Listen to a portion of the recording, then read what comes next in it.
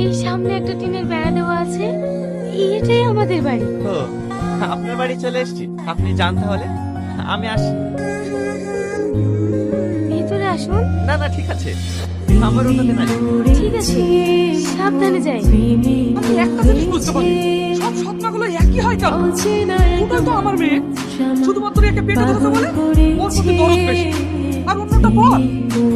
আমি অত কিছু বুঝিনি। ওই কানা বুঝে আমি সারা জীবন জানতে পারবো না। ভেবেছিলাম বিয়ে দিয়ে আপদ বিদেই করবো, এমন অ্যাক্সিডেন্ট করে বসলো। এখন তুই কানাকে কেউ বিয়ে করতে চাইছে না। মা, আমাকে তোমাদের ভাবতে হবে। আমার কারণে তোমাদের সুখের সংসার নষ্ট হোক, এটা আমি চাই না। আর তুমি তো আমার ছোট বোন, ভালোবাসার জুড়ি এটা আব্বা, আমি এই বাড়ি ছেড়ে চলে যাচ্ছি। তোমাকে আমার সঙ্গে ঝগড়া করতে হবে না। যত সমস্যা তো আমাকে নিয়ে আমি চলে গেলে দেখি। সব সমস্যা ঠিক হয়ে যাবে। দেখ মা, পাগলামো করিস না, তোকে কোথাও যেতে হবে না। আমাকে ছেড়ে দাও আব্বা, আমার লাগি তোমাদের সংসারে আসে। তোমাকে বেশি আদিক্ষেতা দেখাতে হবে না। ও যেখানে যাচ্ছে যাক, তুমি এইদিকে এসো। এই সব কিছুর জন্য আমি দায়ী।